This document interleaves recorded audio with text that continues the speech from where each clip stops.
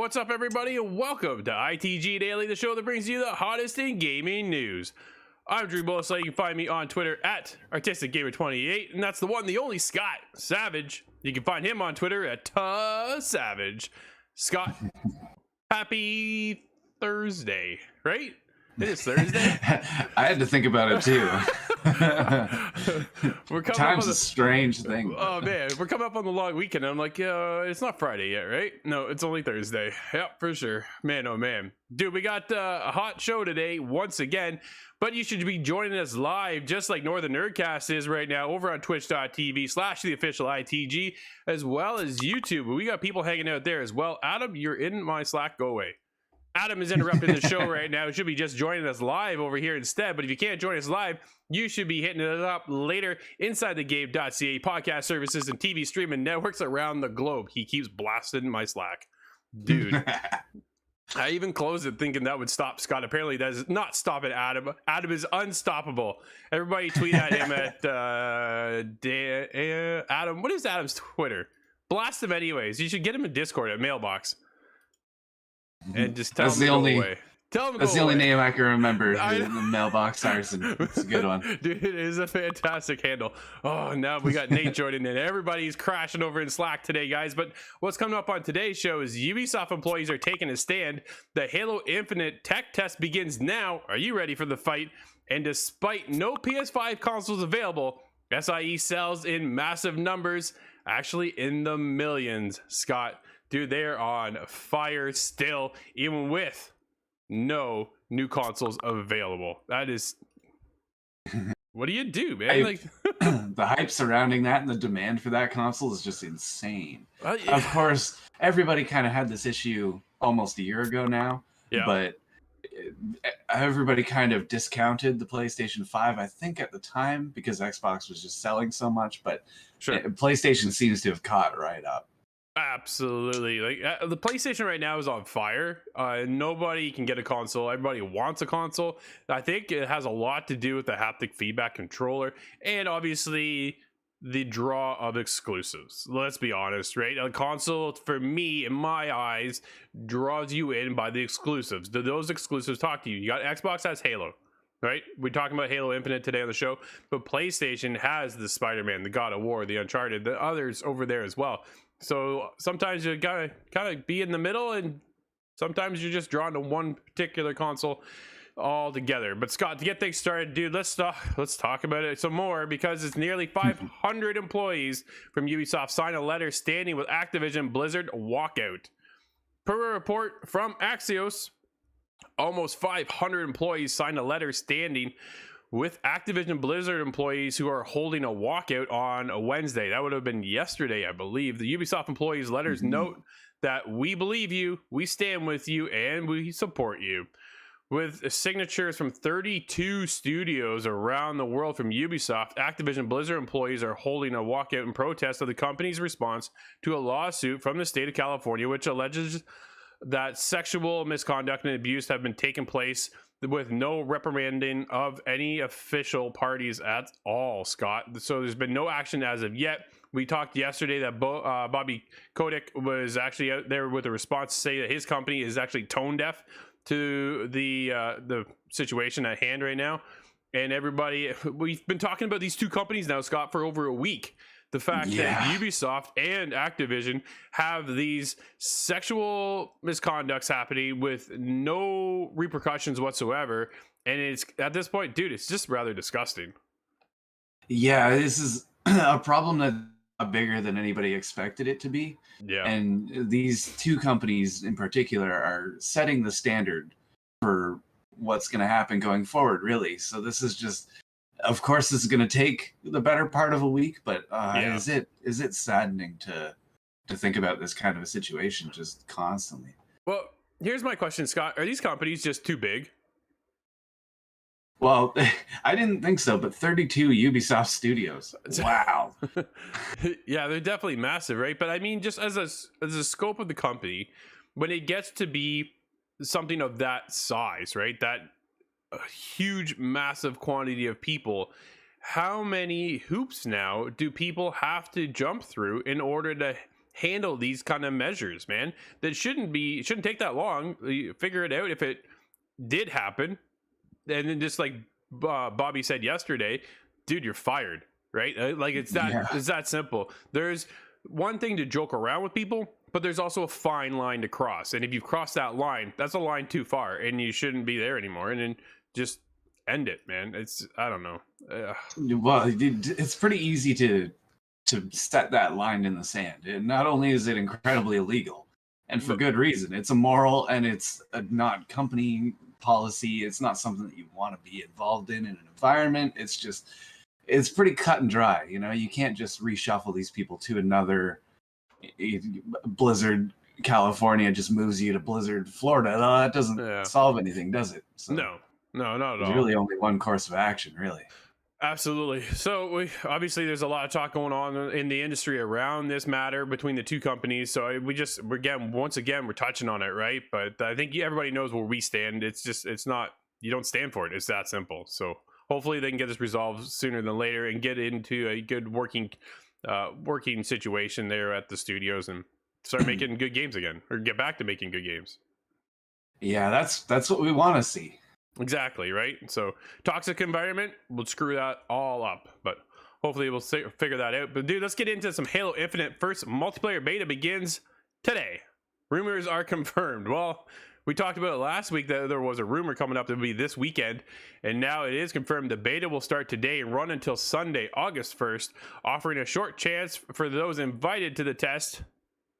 I did not get invited, Scott. I missed my invite, man. I missed my invite. That's one of us.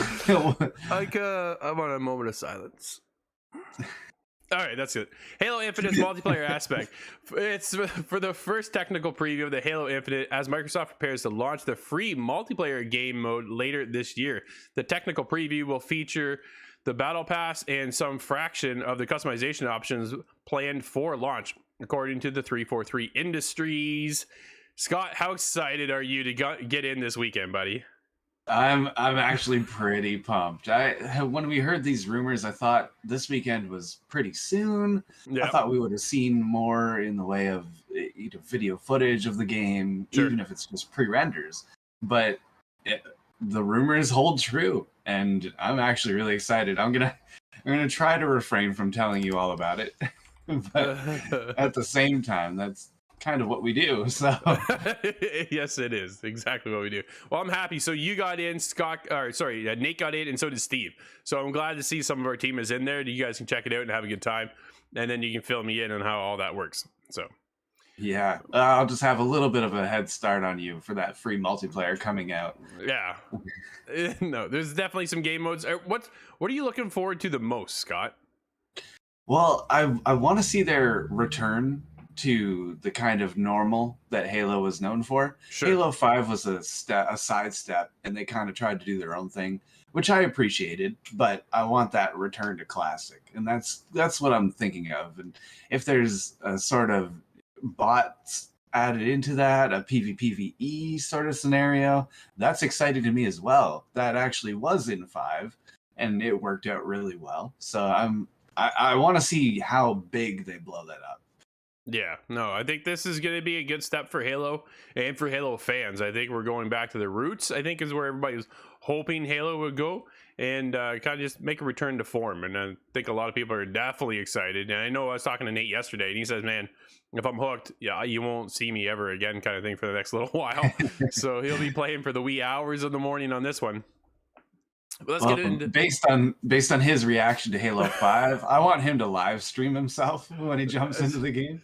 It was some of the funniest things I've ever seen. Yeah, we'll see. I know everybody's pretty excited, so I'm looking forward to hearing more about that. SIE sells 10 million PlayStation consoles globally, Scott. We said they sold huge, and they're unstoppable right now. We are thrilled. This comes from the SIE webpage. We are thrilled to announce that as of July 18th, 2021, we have sold more than 10 million PlayStation 5 consoles globally. This makes PlayStation 5 the fastest selling console in the history of Sony Interactive Entertainment, and we couldn't be more excited about the amazing response of our fans. pushing through supply challenges in a global pandemic, we're proud to have delivered a transformational gaming experience that is captivating players around the world. Everyone at SIE put their all into making the PlayStation experience better than ever. Since the console launched in November, PlayStation Studios has accelerated the momentum of incredibly successful titles that showcase the capabilities of the PS5. Looking ahead, the lineup of exclusive games coming, again, Scott, exclusive, right? This is the big key. Exclusive games coming from PlayStation Studios includes a new God of War. Cannot wait, dude. God of War from Santa Monica Studios. Gran Turismo 7 is coming. Horizon Forbidden West. Yes, please, Guerrilla. Cannot wait for that one as well. Dude, I am pumped, man. We're talking about Deathloop coming. We got Far Cry 6 as well. These aren't exclusives. Battlefield is not exclusive. Deathloop is an exclusive. Far Cry 6 is not. And then lastly, wrapping things up is Kena Bridge of Spirits, Scott, which is supposed to launch this month. However, took to Twitter this morning was Ember Lab to say that, sorry, we are actually delaying the game until September 21st, just for a little bit more polish. Oh, well, it's just the trend nowadays, really. It's not a terrible surprise at this point, but I hope they come out with something solid out of that, and as long as it counts for something. Well, exactly, right? It's only a month out from when we were supposed to get the game. I can wait another month. Dude, if it's going to be that more polished and more perfect, I can't wait. It looks like you're playing a Pixar game. And dude, I'm pumped for this game. The game looks so good. I cannot wait. And you're curious to see what the haptic feedback controller, like the DualSense controller, has in store for Kena Bridge of Spirits, because I think we're going to be in for one heck of a ride, man. That's kind of a new standard that PlayStation has now impressed upon all their developers. Because if you don't use that, then it's a missed opportunity, and the hardware is there anyways, so why not? Well, so we've seen the controller take shape and form in the past, right? The DualSense controller, I call it DualSense now because we moved on to that, but the 6-axis controller where you had the tilt function and all that, and then the touchpad, and then you saw the Vita too with the back touchpad. Like, a lot of these features are on these things, but are very rarely used. So I'm curious to see how many developers are looking to innovate their game with the function of the controller. Because now, like, the DualSense, man, I'm telling you, like, we talk about it all the time, Scott, how much has actually changed the experience of playing a game. Now when I jump over to my Xbox, it rumbles. Like you know what I mean? Right? It's set a new standard, really. I want to see the Xbox controller come out with their own idea and the tensile trigger pulls, and there's a lot of things that have been added recently. Absolutely. It reminds me of one of the companies, I believe it could have been Nintendo first, came out with the analog stick, and then the next iteration of PS1s came with a controller that now has analog sticks. It's part of that refinement that's exciting to see now that we're, fast forward 20 years. Yeah. There's a lot of stuff to add, but it's all really interesting. No, it's definitely cool. I love the DualSense controller. It is it's now one of my favorite controllers of all time. That's definitely stepped up the game play mechanic within the game itself. So curious to see where Kena Bridge of Spirits is going to hold their controller feedback and stuff like that, because there's a lot to, I think, take in and take advantage of now too. I'm always a big fan of the touchpad. Believe it or not, I like the touchpad. You click that thing, dude, and the map pops up. I think that's one of the easiest and coolest features. And then the speaker, I like the speaker on the controller. I know a lot of people don't. I'm personally a big fan of it. When you play MLB The Show, you get the chatter that comes through the speaker. It's awesome. It's really cool. Yeah, I really like that. It reminds me of the Wii. This is going back a little bit, but you could hear the bows as you pull it back. I like that. It was just a little unexpected addition. Yeah, for sure.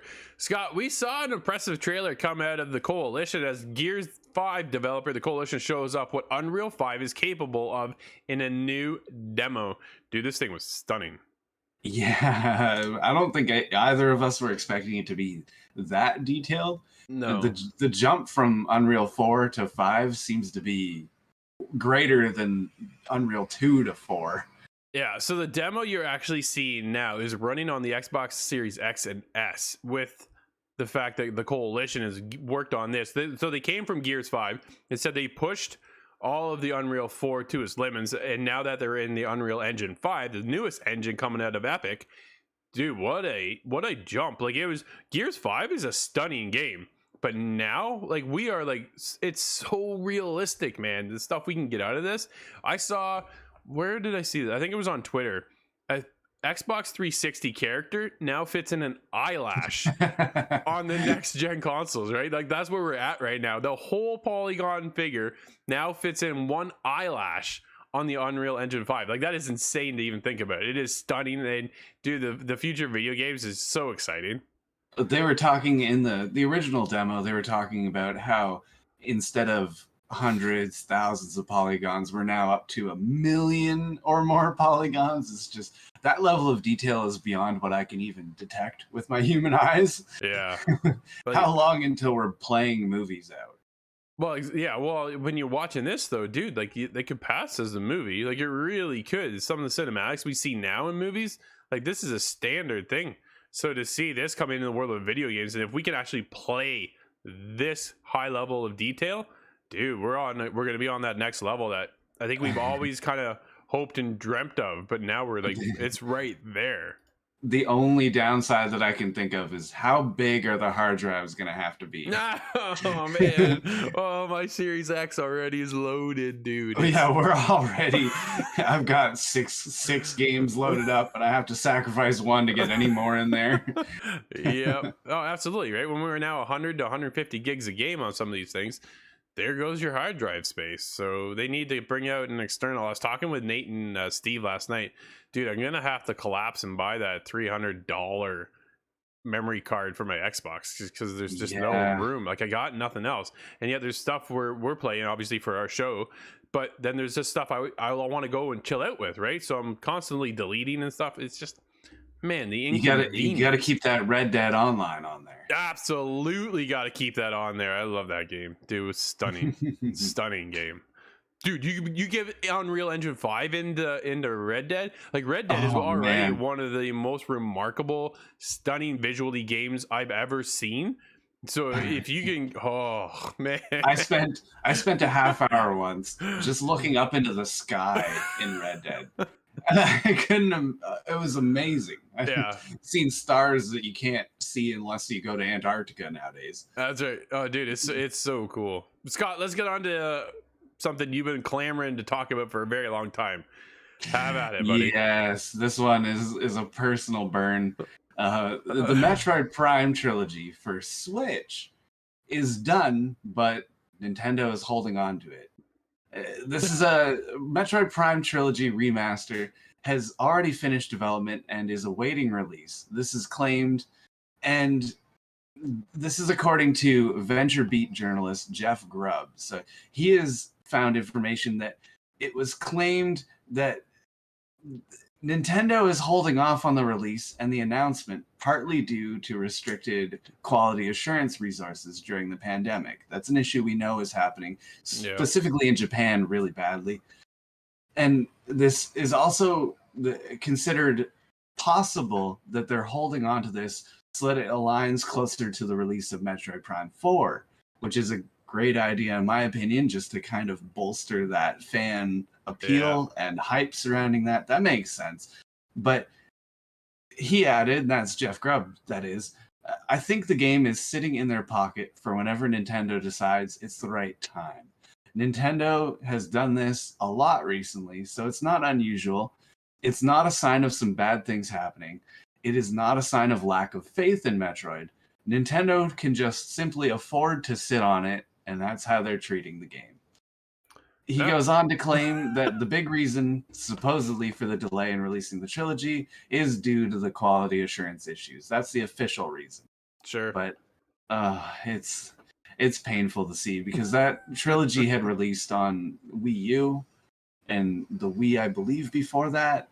So it could be a simple port, but this is suggesting that it is an HD remaster, which is exactly what I want out of Metroid. Yeah. No, that's fair. It's well, that's business too, right? That's the thing. You got to line up for the best possible time to launch a game. And then if we take a look at September's lineup, man, September is getting really, really packed. And we just saw Kena Bridge of Spirits get pushed into September as well. Dude, there's a ton of games coming in September. It's going to be on fire that month. This is nuts how many games are coming then. And it's only It a is month not out. letting up. It Not is at not all. letting up, and it's been a very busy year. Absolutely. Scott, why don't we move on to what game announcements and releases are out for today? All right. Well, we have a very interesting game. I hadn't heard about this actually until very recently. This is an audio-driven adventure game called The Veil: Shadow of the Crown. Now, this is interesting. Let me get into this. If you are looking for an experience you don't often see in games, how about an adventure that you don't see at all? The Veil: Shadow of the Crown is an audio-only action RPG arriving this August. You play as a royal noble born blind who is second in line to the crown. Unfortunately, your older brother has just ascended to the throne and banished you from the kingdom because he's kind of a jerk. You're all alone in a world you can't even see, so you must use your remaining senses to battle enemies and find resources to stay alive. How do you play something you can't see? Well, to the surprise of no one, headphones are a must. The Veil combines binaural audio tech, which is awesome, by the way, Yeah. with diverse soundscapes to provide realistic 3D surround sound to guide you through environments. This game also features full voice acting to further assist players and keep them on track. But besides offering a unique form of exploration, The Veil offers a fantastic option for the visually impaired players that may be out there. And that's where I have a personal attachment to this. I recently have lost a lot of my vision, and although I still have a lot of my vision, and I'm very thankful for that, this is a kind of game that I've never even considered.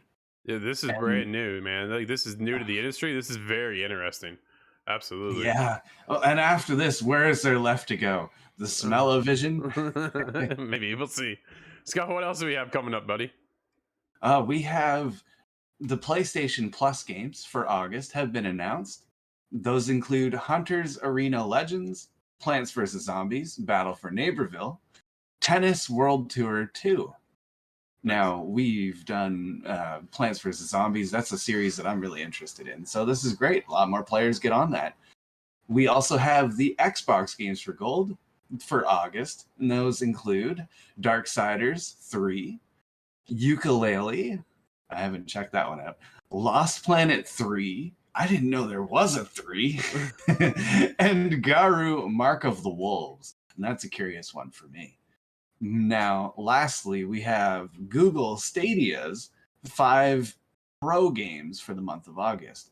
So if you have Pro, these are free to you. If you don't, they're on discount. But that includes Grime, Killer Queen Black, Valkyria Chronicles 4, which is awesome.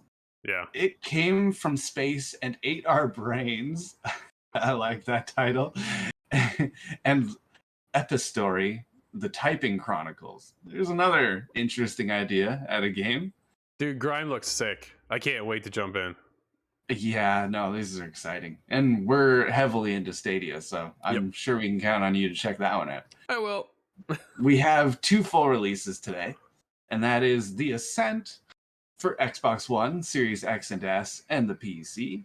Very timely, as we have just published a review on that title, and I don't want to say any more. But we also, lastly, for releases today, we have Eldest Souls, and that is coming to the PS4, PS5, Xbox One, Xbox Series, the Switch, and PC. Just about everywhere. That is everywhere for sure, Scott. But everybody needs to go check out The Ascent. You can hit us up at insidethegame.ca and check out our review on that title. But that's going to wrap up today's show, everybody. Thank you for hanging out with us. This has been ITG Daily, where we bring you the hottest in gaming news. You can follow me on Twitter at ArtisticGamer28, and of course, Scott at Savage. Until tomorrow, everybody, we'll see you inside the game.